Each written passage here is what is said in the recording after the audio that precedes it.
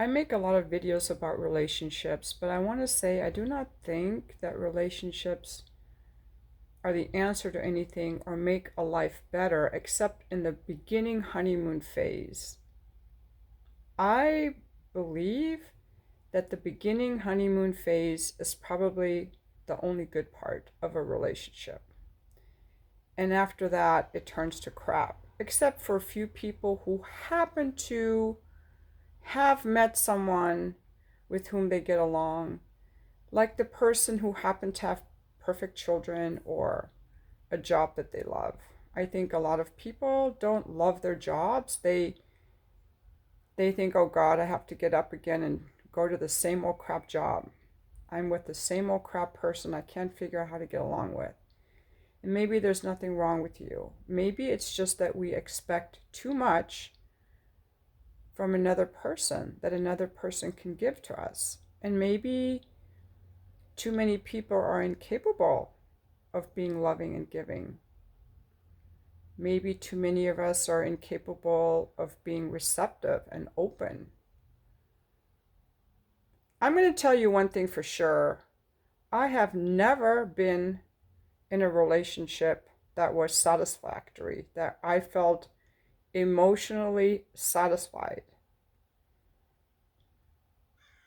I've never been abused. I'll tell you that. It's not about being abused. I think I always chose people who were avoidant. I am more comfortable with men who are avoidant than men who are clingy or needy. I can't do clingy or needy. I can't. I just can't. Ah, avoidant was always more comfortable for me. Also, I have never, there have only been a few men I ever met in my life that I wanted to be in a relationship with. So it wasn't really like I had a bunch of people to choose from. This is just some real life stuff. It's kind of like a job. How many people end up with a job that they love? How many people end up with a relationship that they love? I don't have the answers, but I am going to tell you that I was very committed to my marriage. My level of commitment was extremely high, and that's why it lasts as long as he did. So was his. 25 years. Very high level of commitment. I don't know what his level of satisfaction was because he would not tell me when he was not satisfied. He didn't tell me. He didn't like to talk about things or his feelings. But I can tell you that I was very dissatisfied with the relationship, but my level of commitment was high because of the family, the kids, the long years we had together, how he provided for me. But I was emotionally dissatisfied the whole freaking time. I had brief moments of joy. I felt loved, but I was never satisfied. Now, is that a problem with me? Oh my God, this Shahrzad can never be satisfied. She is just not a woman who can be satisfied. Maybe. Did I pick the wrong people that were avoidant? Maybe.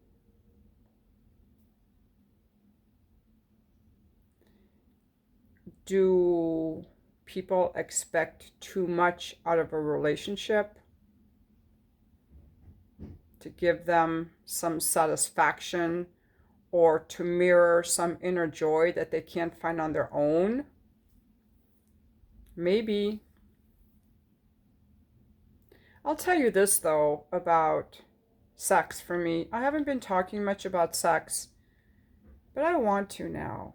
I want to talk about sex because in my marriage, my dissatisfaction came in the bedroom. It came in sex. Physical touch to me is my love language. My love language is physical touch. Of course, I also need someone I can trust and who's authentic and that I admire. But if you were to ask me, what can a man give me? Money? I don't care. Acts of service? I don't care. Physical touch, good sex, presence, attention, affection. Not from a needy way. I don't do well with neediness, but physical touch and sex. To me, I need good sex to be happy in a relationship. And all the relationships I had very bad sex. I didn't even know I was going to talk about this. I was just going to talk about, I wasn't even going to talk about sex, but it's coming up for me. I was sexually dissatisfied in every relationship I had. Now, I'm not going to blame the men because I chose these relationships, but I'm sharing with you that I chose these relationships and what they were like sexually so you can get an inside view. And why did I put up with that? So let's go. I probably had 3 relationships in my life. The first was when I was 16, and I was dating a man that was 5 years older, and we were in a relationship for 5 years. And the sex was never good. I was young. I didn't know what I wanted. I was masturbating at home and having orgasms, but when I had sex with him, he was the one coming and I wasn't. I would get kind of resentful. And when I got home from my dates with him, I would masturbate to come. I never masturbated in front of him. I would just do it by myself and be resentful at all the orgasms I gave myself that he never did. I was like, I was just young. After I broke up with him, I started hooking up with guys, and I made sure that I came. I would teach them how to make me come. I would expect that I was done with men having orgasms and me not. I had a 6-month relationship after that. I just didn't like him anymore. Then my next relationship was really my husband. The sex with us was never good. And I don't want to make him sound bad. It's really in my book, but I will say in general that there were things I wanted to do, feelings I wanted to express, emotional content that I wanted, physical things that I wanted. And he always told me no to everything. No. No, Shahrzad, I don't like that. No, Shahrzad, I don't want that. But I loved him anyway. I stayed with him anyway. I was committed to him anyway because I thought that it was normal for people to lose their sexual desire after 2 years when the newness wore off. Because I'd seen that in my parents' relationship, and also because he was such a good dad. Sexually, I was dissatisfied. I remember only 2 times of making love to my husband that were fulfilling for me. 2 times. I remember the 2 times where I felt fulfilled afterwards, emotionally fulfilled afterwards.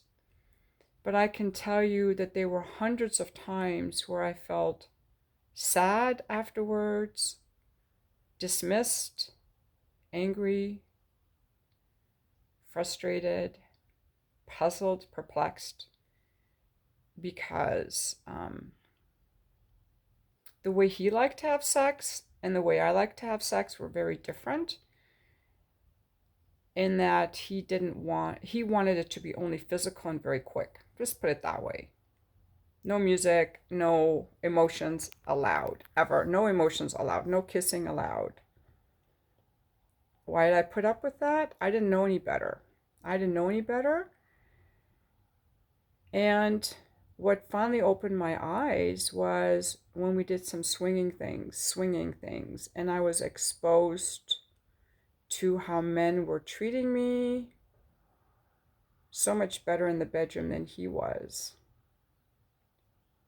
That opened my eyes. I had kept thinking back to better sex I had with men that I was hooking up with. Like, why won't he have sex like that with me? But things weren't clicking because I was so committed to him. I was so committed that my sexual dissatisfaction took a back seat. But I'm going to say that sexual satisfaction is very important in a relationship, but that is not enough.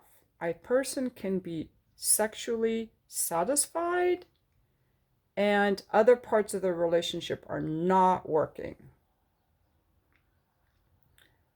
I think for people who value self-expression and commitment, I don't know if it's possible even to be in a relationship that's fulfilling for the long term with anyone. I really don't. Right now, I am um, allowing myself to not even want a relationship. Like, no, door is closed. I just think that it's not even possible to be in a happy, long-term committed relationship. I just don't even believe it anymore. I see some other people that are happy together, but who really knows? Um, I'm just going to come clean on my channel and say that I have never been in a relationship that was satisfying on all levels. I have never.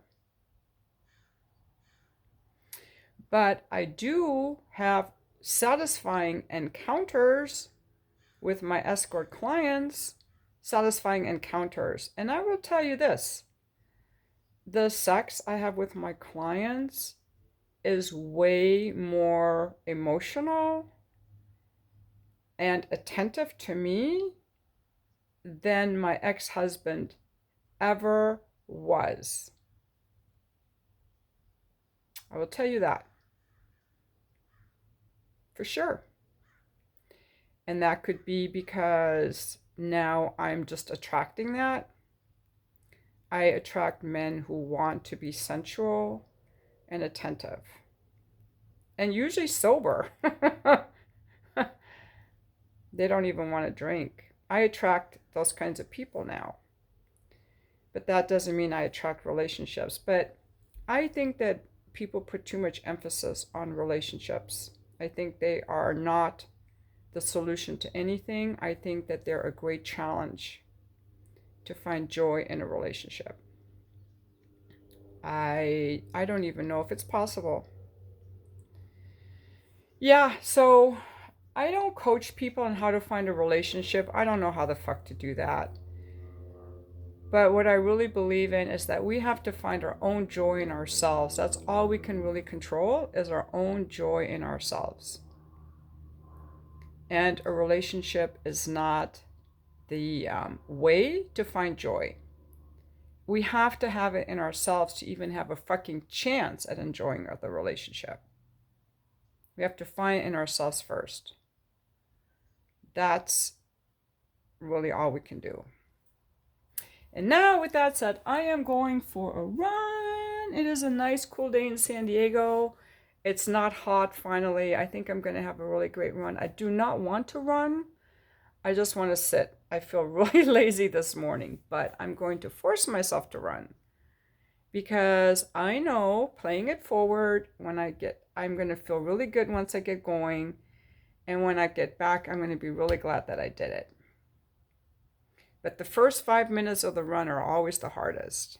But the hardest part is getting out the door. So if you don't like to exercise, just realize there's nothing wrong with you. It is totally normal. I really wish I could talk more about my sex life, but I'm not because I don't want to sound like a complainer or a victim.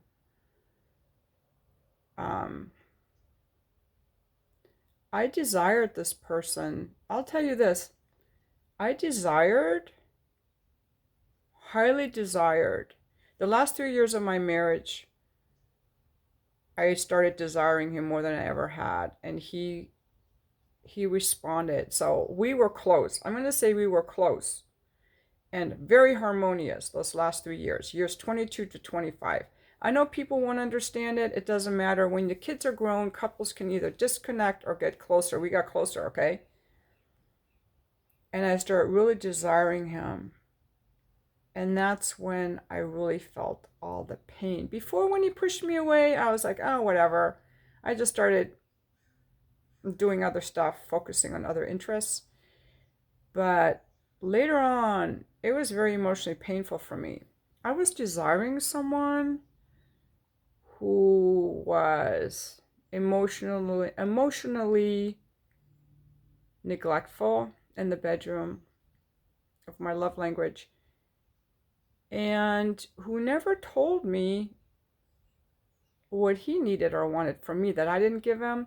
But I was letting him know, I was asking him, and I would make requests, and I'd gotten some coaching from someone before I started making requests.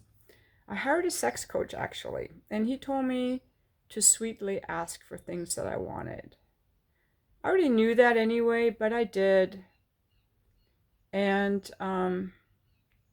I tried a number of different strategies to improve the situation because I was very committed to the relationship, and I thought, he loves me, and I'm asking him for more closeness. I couldn't figure it out. I'm like, I'm not asking him to commit a crime or to do something unhealthy for his body. I'm asking him for something that's good for him and for the relationship. I'm asking for closeness. I'm asking for intimacy, like kissing. He did not like to kiss. This is just one example. He did not like to kiss. That's just one example. And I would say, well, why don't you like to kiss? I don't know. I just don't like to kiss.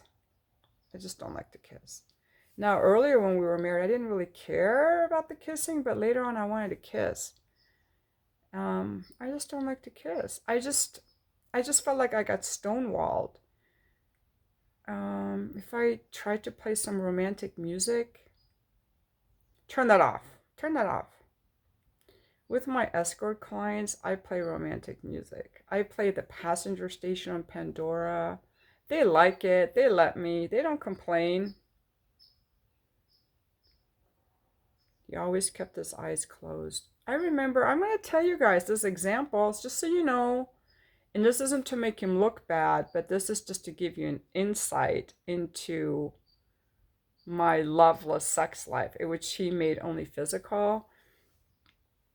I remember this was just in year 24 of our marriage, and we were getting super along well. We were going out to dinner, we were joking around and laughing, but the emotions were shut off when he got in the bedroom. And I remember we were having sex together, and he was on top of me, and I just felt so close to him, and I said, I love you. And I noticed that when I said I loved you, I noticed that I got more aroused. I don't know if you ladies ever noticed this connection between the heart and the genitals. I think some men have noticed it too. And I said, I love you, right? When I said I love you, I noticed I got more aroused. I got wetter. And that's the first time I noticed the connection between my heart and my pussy. I was probably 50 at the time, 51. And so I wanted to say it again to see what would happen. Now, he and I were not used to saying I love you because we thought those were just words. You show people you love them, you don't have to say it. And I'd never said it to him in bed before. And he had never said it to me in bed before. So this was something new. So I wanted to say it again. But before I could say it again, he he opened his eyes, which were closed, and he said, "Why are you saying that?" True story. And I felt really close. It didn't stop me from feeling close, but I made a mental note to myself. Don't say that. Don't say that again, Shahrzad, in bed. Don't try to bring emotions in anymore. That's just one example. I could give you many, but that gives you maybe the best idea of why I was emotionally dissatisfied. The other main thing was that the sex was always very quick with no foreplay, and he really stopped caring about my orgasms. I didn't always want them, but there were times I did. That's why I was dissatisfied. Okay, I'm just explaining to you what was going on in the bedroom that had me feel dissatisfied. But I neglected it because I was so committed to the relationship. I wanted it to work. The last 3 years of my marriage were like that, with me feeling really wanting closeness and intimacy and connection with him. Not every day, even, but just when we did have sex, which was several times a week. He did find me attractive. He did love me. He did want to have sex with me. But the quality of it was very dissatisfying. Very dissatisfying. And so I finally decided that one night when he was actually kind of rude to me about it, that time, that time when he was actually rude, that was it. I was done with him. That's the first time he ever spoke to me in contempt. That's the night I left him. The first time he ever spoke to me in contempt. Because before, sometimes he was maybe angry or whatever. This time it was contempt. Because I was snuggled up against him, just rubbing up against him. And he goes, "You have to read the book," what he said. It was in contempt. No, no, not tonight. I don't want sex tonight. It was his voice. I was like, I was in love with him, snuggled up against him. And when he said that, 10 seconds later, I was just done. And the counselor later explained it to me as like a rug that gets frayed. And it's that one last thing. And then it's just broken, for good, broken. And that's when I decided, you know what? I would rather be alone than be with this. I will never, ever again. That's what I decided. I will never, ever again look for affection from this person who keeps pushing me away. I would rather be alone. I would rather be alone. That's a decision I made. And then I moved into the guest room, and it took me 3 months of trying to figure out, God, do you want me to stay in this marriage? Should I get divorced? I took my time figuring it out. But I decided I would rather be alone. And then I wrote on my Facebook at the time that I left to be more and feel more, because I wanted to feel things and express things. And he kept saying, no, no, no. Well, now I can feel things and I can express things, and I am expressing myself now. But I wasn't allowed to express myself in that relationship. And I chose it. I chose it. I was committed to someone. I chose it. And I think in a lot of ways, he actually reminded me of my mom, because my mom really loved me, would do anything for me. She's so super sweet.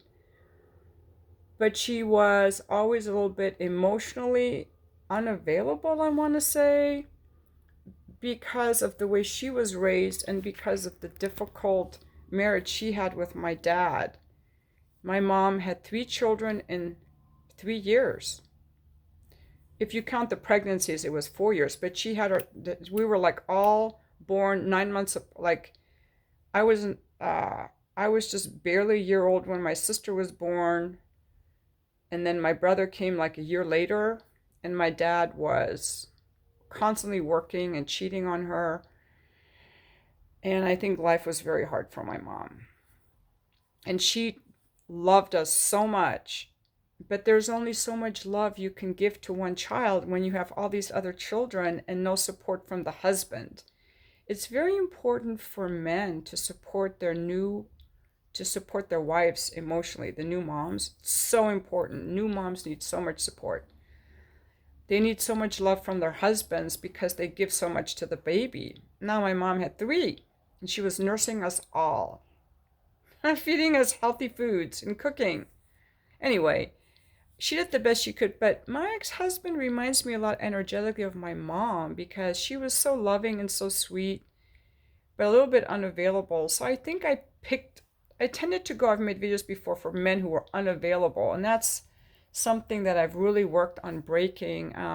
This guy I fell for in October. If you go back to the earliest videos on my channel, you'll find the ones. I made a bunch in October 2020 about this man I fell for and what I learned, and he really woke me up to my falling for unavailable men and that pattern.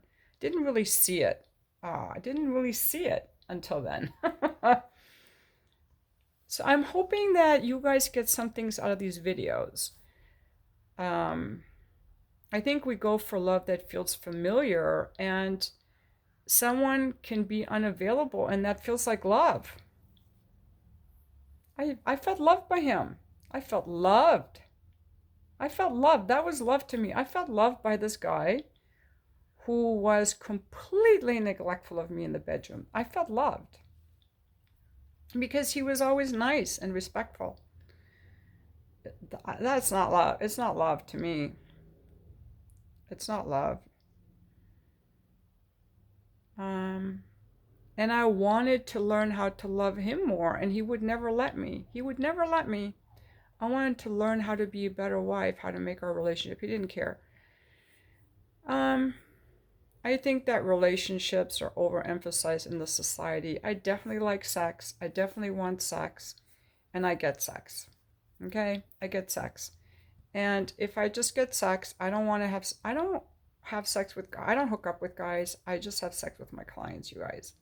Why? Because I don't want to have sex and get nothing out of it. I want some kind of emotional investment or a man to give me something of value. That's just how I feel. I don't know why. Is that a woman thing? Is that a social construct thing? I think it's that's how I feel, because men can go around having sex.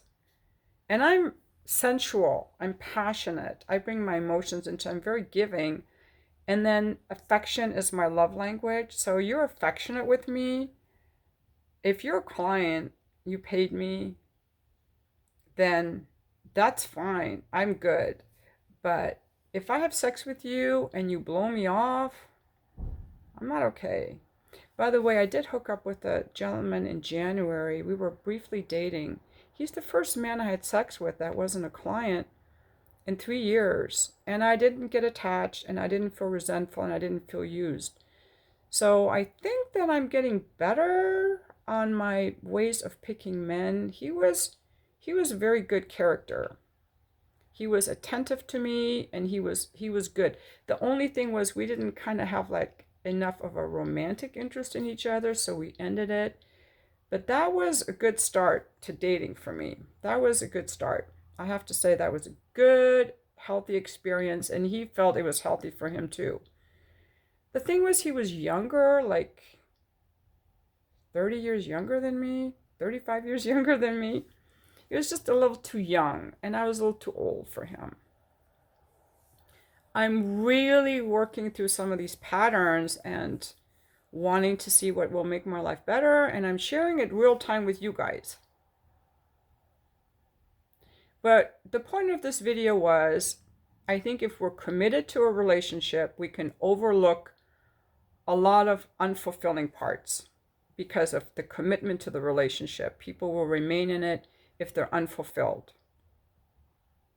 And that was the case with me, that I was unfulfilled the whole time and I have never been felt fulfilled in a relationship ever. And my whole thing since my divorce has been I want to find that same in love feeling that people feel when they first meet, which is just their own love. I want to find it in myself because that's the whole thing, is to find joy and love in ourselves. And then for my physical and sexual interactions, because I love sex, I have my escort business, so I'm good. And I only have to work very few hours a week. So that's how I get my needs met for male attention, intimacy, companionship, income, That's how I do it. Would I love to experience that same kind of longing and love that I felt for my ex-husband with a man who reciprocates? Absolutely, I would. I'm kind of negative on the possibility of that ever happening. I'm kind of negative on it. I don't really look for that anymore. I don't really believe that could happen. But would it be nice? Yes, it would. I'm going for a run now. Thank you guys for watching my video, and please download my dating checklist because I made a lot of fucking mistakes. I put them all into a checklist, and I hope you can learn from me. And if you want some coaching, you think I can help you, reach out.